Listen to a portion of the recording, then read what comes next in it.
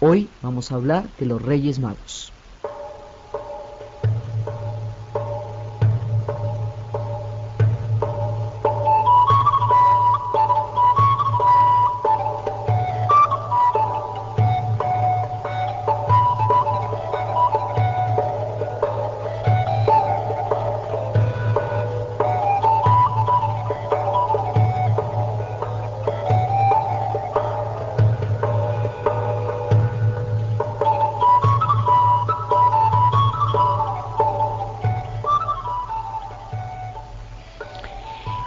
Hoy es el último programa de nuestra pausa hecha durante el tiempo de la Navidad y vamos a contar la historia de los Reyes Magos.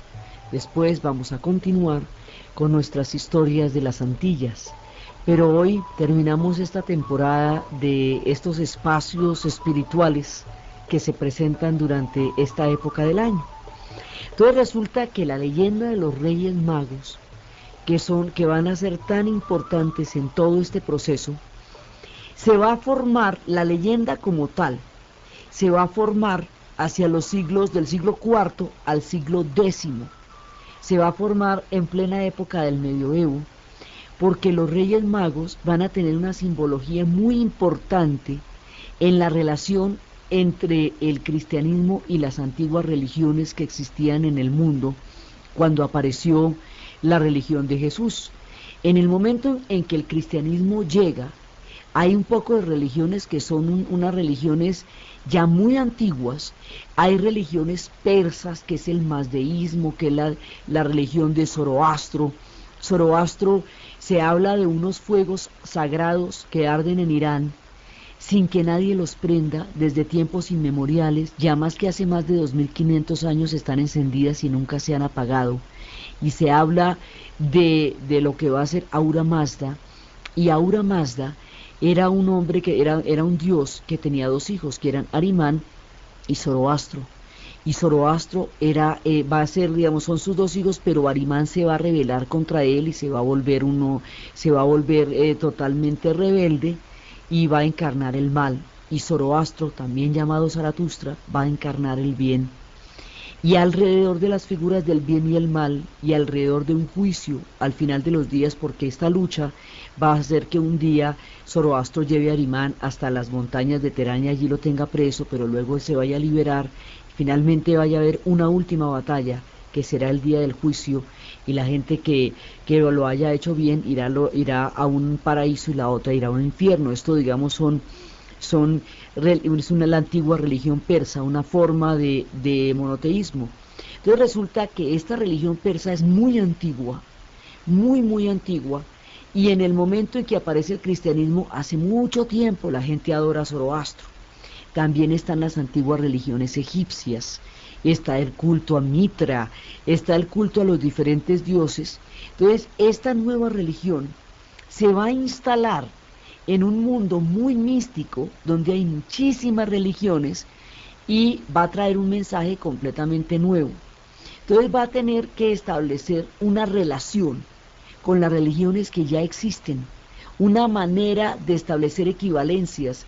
Los sincretismos y las equivalencias son las formas en que las religiones conviven unas con otras, cuando las capas de una religiosidad y de una mística se ponen sobre las que ya existían.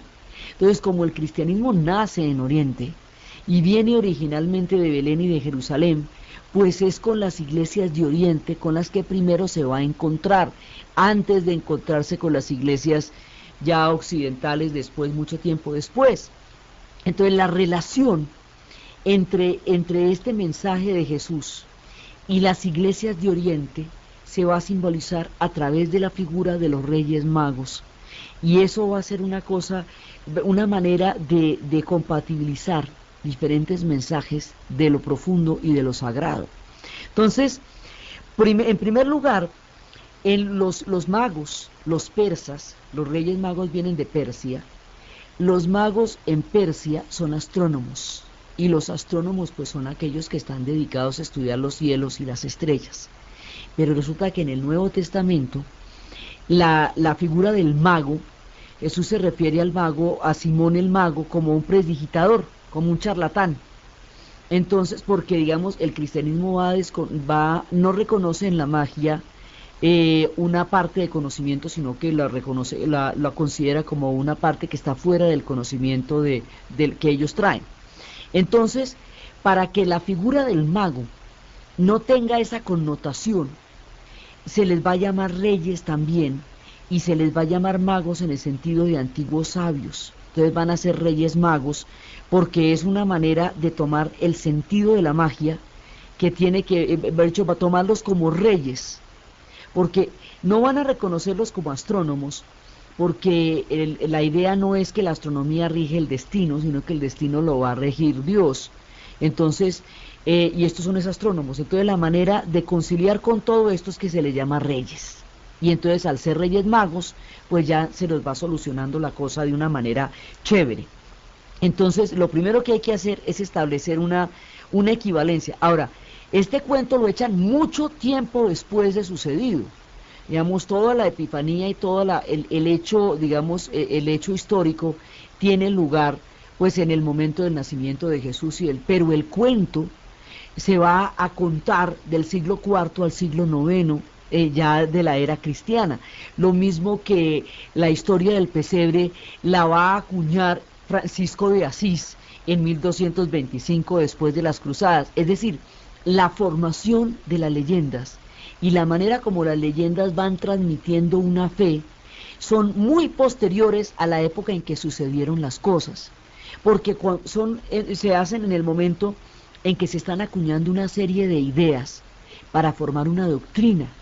O sea, una religión es una fe, pero también es un conjunto de ideas, y en el caso de la religión cristiana, ese conjunto de ideas es lo que se llama la teología. Entonces la formación de la teología tiene que ver con la manera como se cuentan los cuentos, con la manera como se cuentan las leyendas y el significado que tienen. Eso es básicamente de lo que se trata. Entonces, así como el pesebre tiene un recorrido por una cantidad de geografías y de culturas, los Reyes Magos también tienen un recorrido por una cantidad de épocas y de historias que están detrás de la leyenda. Entonces, lo primero que hay que hacer es establecer una equivalencia con Persia, porque Persia es la antigua civilización de donde vienen, y es la antigua civilización que es también, ella misma también es monoteísta. Entonces, equivalencia significa que usted ponga ese sincretismo, significa que usted sea capaz de establecer vínculos, puentes, entre las creencias de la otra religión y la que usted va a traer. De esa manera usted puede empezar a hablarle a los otros en términos en los que se puedan entender. De eso se trata el sincretismo. Entonces, por ejemplo, se dice que los Reyes Magos arrojaron uno de los pañales que traía el niño Jesús sobre los fuegos sagrados de Zoroastro, y el fuego sagrado, el pañal no se quemó. Entonces, que esa era una manera de decir que era el de un dios. Entonces, cada uno de estos reyes va a traer una parte que es lo que va a entrar a establecer las equivalencias. Este sincretismo primero lo vemos en Oriente, con el mundo de las religiones egipcias y de las religiones persas, y luego lo vamos a ver en Occidente cuando empiecen a establecer equivalencias con las religiones celtas, cuando la época de Merlín. Fíjese, por ejemplo, que en la historia del rey Arturo, la manera de cristianizar la historia es que el reino perdido de Camelot, el honor perdido, se va a rescatar a través del Santo Grial. Y sin embargo, en la leyenda del rey Arturo hay un mago que es Merlín, y hay un Santo Grial que es una nueva era, que es la era cristiana. Entonces, en el momento en que llega el cristianismo, el tiempo de los magos va a dar lugar a otro tiempo distinto, que es el tiempo del hombre y que es el tiempo de Jesús. Ese es, digamos, ese es el cuento que van a echar. Entonces, lo echan de una manera diferente según los lugares donde estén. En Oriente tienen que echarlo con las diferentes religiones antiguas que hay allá, y en Occidente con las leyendas de los bosques, con las equivalencias del mundo celta. Entonces, en Oriente, lo primero que hay que hacer es lidiar con una cantidad de discusiones que tienen las antiguas religiones de Oriente. Entonces, estos van a ser reyes. Al ser reyes y a ser magos, entonces podemos compatibilizar el que sean reyes para los cristianos y el que sean magos para los persas, por un lado. Entonces, por el otro lado, empieza a fundarse, Pablo de Tarso va a universalizar el cristianismo. Es decir, va a decir que el cristianismo no es solamente una religión de los judíos, sino que que Cristo no solamente murió por los judíos, sino que murió por la humanidad entera. Entonces, si va a universalizar el cristianismo, y esto se va a conocer en los tiempos de Roma, entonces una serie de cosas hay que ajustar para que esto sea una religión universal, para darle el carácter universal y no solamente de una historia del pueblo judío. Entonces, una parte de los judíos va a reconocer en Jesús al Mesías y otra parte no. La gente que no lo reconoce sigue siendo judía y sigue esperando su Mesías, y la gente que sí lo reconoce se va a volver cristiana. Y ahí aparece una nueva religión, es un cisma salido del judaísmo. Y esa nueva religión va a ser universalizada por Pablo de Tarso, y como es en Roma, y Roma era el bestseller de la época, porque Roma era, mejor dicho, era en esa época lo que se sabía en Roma, se sabía en todas partes, porque era el imperio que universalizaba el conocimiento de su tiempo. Entonces, así es que pasa el ciclo. Entonces, para poder hacer esta vuelta, la tenemos que hacer mirando las diferentes religiones. En las religiones antiguas de Persia y de Egipto, los reyes son dioses, son figuras sagradas. Entonces aquí lo vamos a resolver, tienen una sola naturaleza, y por eso es que cuando se cristianicen van a considerar que Jesús es solamente un Dios y no un hombre, porque se llama monofisismo, porque physis es una palabra griega que significa naturaleza. Para resolver este dilema entre la idea que tenían las religiones orientales de un ser solamente divino y la idea que tiene la religión cristiana de un rey que es divino y es hombre a la vez, la van a resolver con una figurita que van a lograr acuñar y que es la que vamos a ver después de la pausa.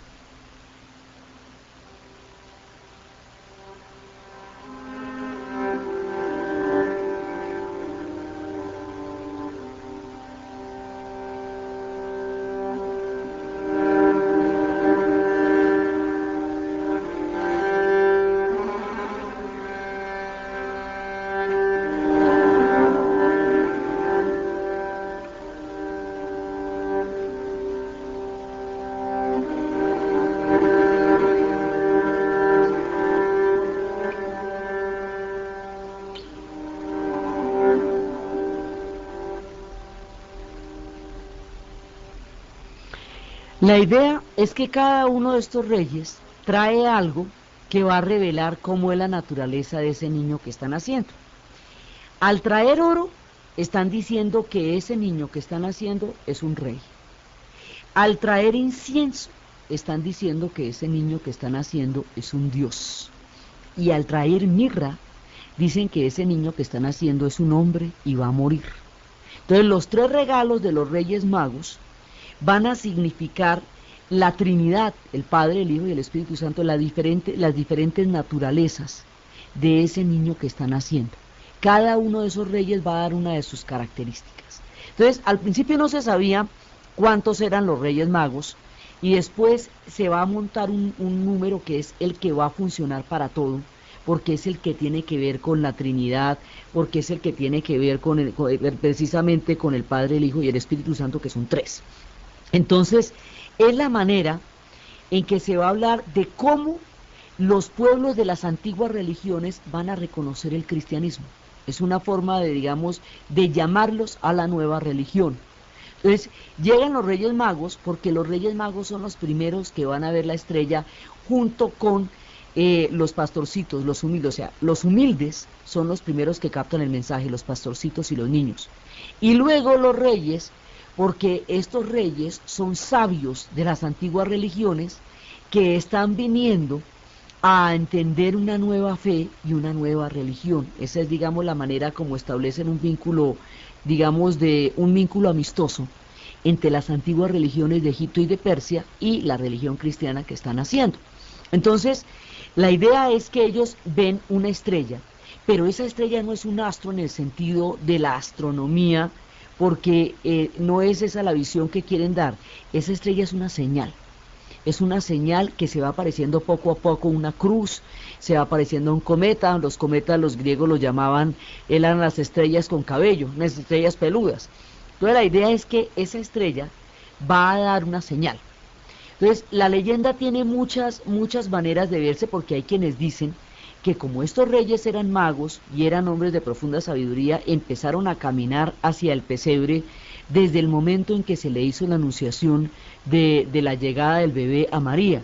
Otros dicen que fue a partir de la estrella y que duraron 13 días en llegar para llegar el 6 de enero. Llegaron finalmente el 6 de enero. Entonces, cuando llegan, cada uno de ellos tiene una pregunta que hacer. Viene la historia de cada uno. Entonces, uno de ellos era Gaspar. Gaspar era el que venía. Ellos van a representar las 3 razas de la tierra, las 3 razas que se conocían en ese momento, que eran la raza negra, la raza blanca y la raza asiática. Eran lo que se conocía. Después, cuando se descubra América, habrá una leyenda de un 4º rey mago que represente las razas del Nuevo Mundo, pero lo que se conocía en ese momento era eso. Entonces venían de las diferentes partes. Entonces, por un lado, y vienen de los diferentes continentes, o sea, de Asia, de África y de Europa, vienen de diferentes lugares. Entonces cuentan que Gaspar, que viene de los reinos de Nubia. Los reinos de Nubia son los reinos africanos que quedan debajo del reino de Egipto, un reino antiguo y riquísimo y maravilloso. Entonces el cuento era que Gaspar estaba profundamente enamorado de una mujer que era una esclava blanca fenicia, y la encontró con otro hombre, y eso le produjo una herida en el corazón terrible y los dejó encerrados a ver qué era lo que iba a pasar con él, mientras pensaba ver qué hacía con ellos en medio de la herida y el dolor que tenía. Entonces, mientras pensaba ver, dijo, yo necesito conocer a ese Dios rey, niño que están haciendo, porque quiero entender el significado del amor. Entonces Gaspar va en busca de la estrella y va a saludar al niño porque quiere saber cuál es el significado del amor. Por el otro lado, Melchor, que es el que viene de Oriente, que es el que viene de Asia, tiene ante sí el problema de que él era un adorador del arte griego. Él adoraba el arte griego, pero el arte griego estaba conformado por esas imágenes, esas estatuas maravillosas que son todo un culto a la anatomía humana, a la belleza del cuerpo humano desnudo. Y en el momento en que él vive, en una época de Bizancio, las imágenes estaban prohibidas, porque hubo un tiempo en que hay toda una rebelión contra las imágenes. Entonces, una religión que no tiene imágenes no puede reproducir, y menos aún puede reproducir las imágenes de estas figuras desnudas hermosas. Entonces él quiere preguntar por el arte, quiere preguntar por la imagen, cómo es posible representar la fe de una manera que no riña con el espíritu de la época, pero que no renuncie a la belleza del arte. Es un enamorado de la imagen y del arte y de la belleza.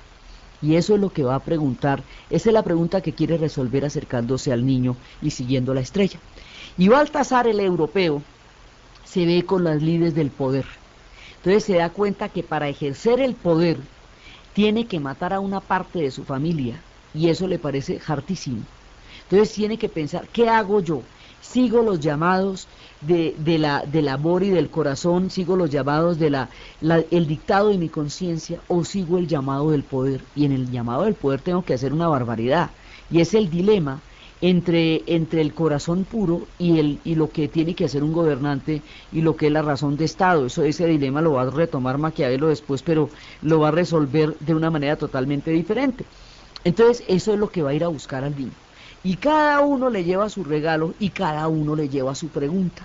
Y cada uno va a encontrar la manera de resolver aquello que aqueja su corazón. Entonces Gaspar va a entrar en contacto con una idea del amor tan poderosa, tan universal, tan fraterna, con una religión basada en el amor, con un niño que viene a traer un mensaje de amor, que va a encontrar que el amor es una cosa muchísimo más amplia, más poderosa y más grande que la traición que su corazón había sufrido, y al encontrar el amor universal, se reconcilia con su espíritu, perdona a la chica que estaba con el otro man, y queda en una concepción mucho más profunda, mucho más sagrada, mucho más universal de lo que es el amor, que es el concepto del amor cristiano. Entonces él logra resolver aquello que fue a buscar. Melchor, el que viene de Oriente, a través de, a partir de él y de su pregunta por el arte, la imagen de los Reyes Magos va a ser una de las primeras figuras en la historia del arte medieval. Se va a representar en todas partes. El arte religioso surge a partir de la imagen de los Reyes Magos. Entonces uno lo va a ver en todas partes, uno lo ve por el Bosco, uno lo ve por Giotto, uno lo ve lo ve en todos lados, lo ve en la Galería de los Oficios, lo ve representado por Uccello, la adoración a los Reyes Magos, lo ve en las basílicas, actualmente está en todas partes, en el Hermitage, en todos los grandes lados, lo ve la adoración a los Reyes Magos, los retablos, empiezan a formar estos íconos y empiezan a formar un sentido del arte religioso.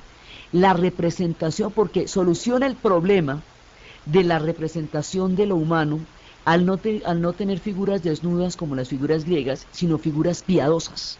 Entonces, la idea de una figura piadosa que represente el contenido de la fe y del espíritu va a ser de los Reyes Magos el principio del arte religioso.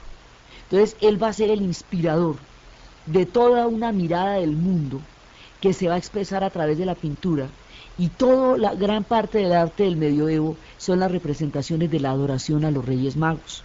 Eso era lo que traía el hombre que venía de Oriente, que era Melchor. Baltasar, que viene de Europa y viene a solucionar el problema del poder, dice, no, a mí ese pedazo de la familia que me tocaría matar para acceder al poder, me cae bien, y yo no sería capaz de hacer eso, y no me gustaría hacer eso. Entonces vamos a hacer lo siguiente, yo renuncio al poder, y me dedico a la fe, que me llena mucho más mi espíritu, y me parece mucho más importante, porque es de mi alma y de mi conciencia, de lo que yo quiero hacerme dueño y hacerme partícipe, y no de un problema de poder que le mancha a uno la posibilidad de relacionarse de una manera amorosa y fraterna con los demás. Entonces, así cada uno resuelve su dilema, y cada uno va a encontrar en ese viaje la respuesta a una pregunta profunda del espíritu. Entonces empiezan a llegar los reyes. Ahora, son reyes de Oriente, entonces las leyendas les van poniendo de diferentes lugares. Hay quienes dicen que vienen de Siria, de Palmira, de Nubia, de todos los lugares de donde viene Oriente, porque son las leyendas de Oriente. Los Reyes Magos vinculan a Oriente con Occidente, vinculan las tradiciones de las antiguas religiones con el cristianismo, y son el punto de unión que enlaza el mundo antiguo con el mundo moderno, con el mundo, digamos, con el mundo cristiano, el mundo de las religiones anteriores a la llegada del cristianismo, con la religión que va a ser la religión hegemónica de Occidente. Entonces, pues son un símbolo de unión, de equivalencia, de fraternidad, de respuestas espirituales, y por eso van a ser tan importantes, y están revestidos de una imagen de sabiduría, de reconocimiento, de una imagen bellísima. Y por ejemplo en España ellos son los que traen los regalos. Los niños españoles todavía no han recibido sus regalos de Navidad, porque se los traen, se los van a traer los Reyes Magos, ellos son los que los traen.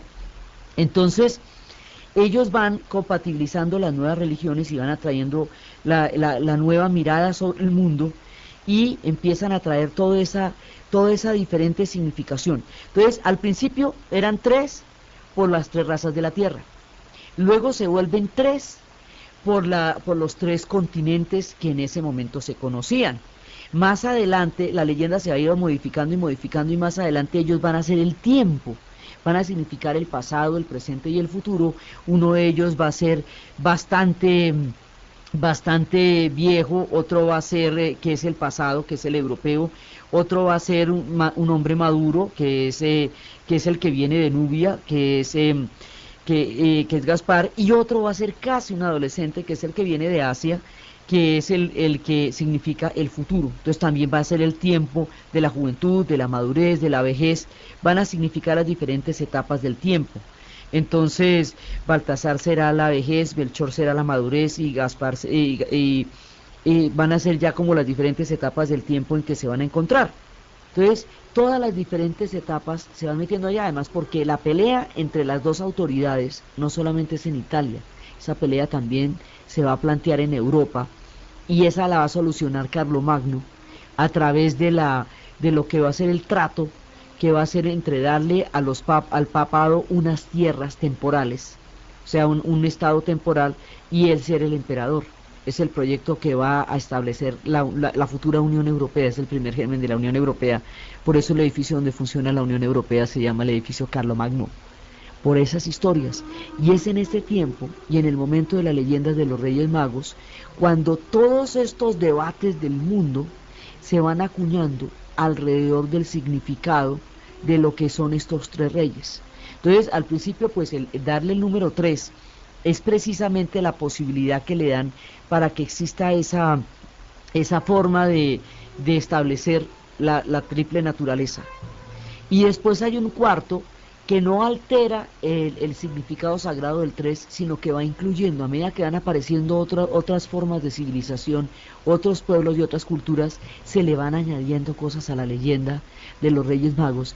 Y mientras tanto, toda la historia del arte, todos los grandes pintores, los retablos, las iglesias, las diferentes formas de expresar el mundo de la fe a través del arte, tienen en los Reyes Magos el punto de la figura a través de la cual se da paso al arte religioso.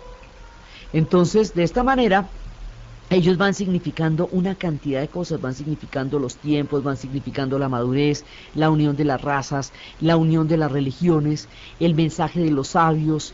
Acuérdense de todas maneras que después Jesús va a durar un poco de tiempo perdido y va a estar en las tierras de donde vienen estos Reyes Magos, y va a entrar en contacto con las antiguas religiones. Entonces esto es un puente, los Reyes Magos son un puente también entre las antiguas religiones, entre el mundo de Mitra, entre el mundo de los faraones, entre el mundo de Zoroastro y el mundo de Jesús, a través de unas figuras que van a representar la sabiduría, la espiritualidad, la concordancia y la fraternidad, que es de lo que se trata la formación de todo este mensaje a través de las diferentes formas de la teología que va creando el mundo cristiano.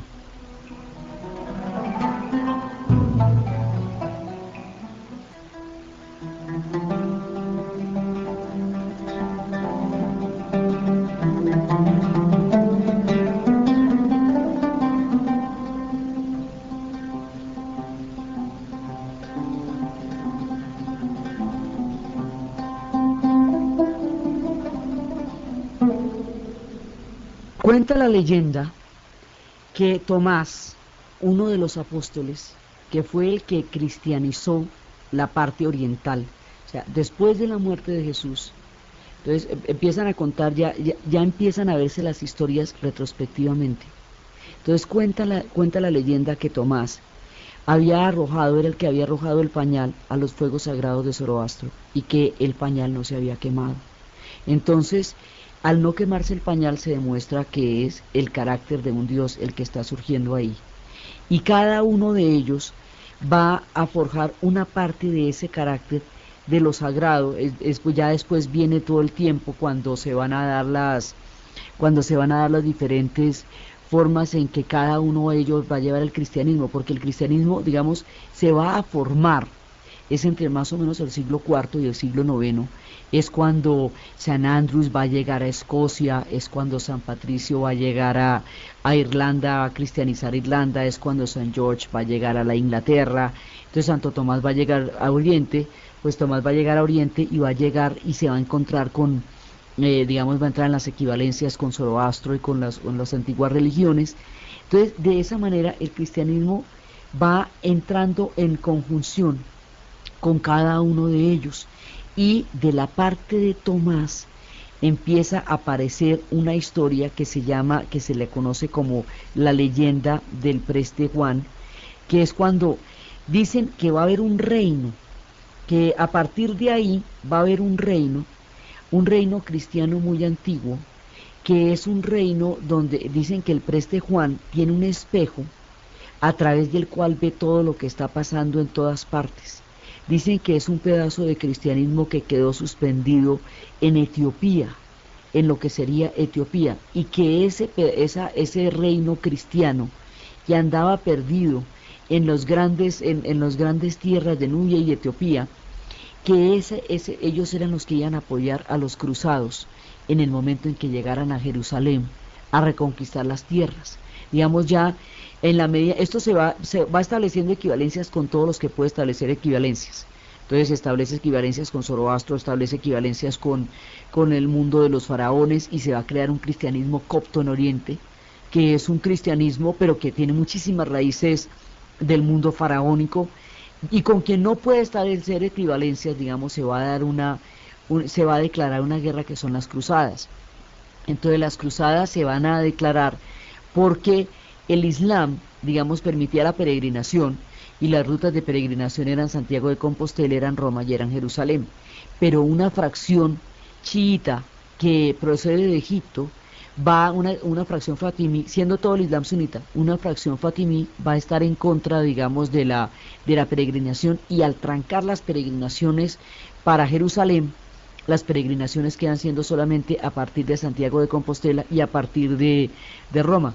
Entonces se declaran las cruzadas en contra de la presencia del Islam en los territorios sagrados, y es cuando se hacen estas guerras que van a ser devastadoras y van a ser terribles. Después de estas guerras es que va a llegar con ese sabor amargo en el corazón Francisco de Asís a restaurar el pesebre. Entonces, cuando están en esas, se habla de un reino cristiano, que es el reino de Preste Juan, y se dice que ese reino cristiano es el que los va a apoyar en el momento en que entren a Jerusalén.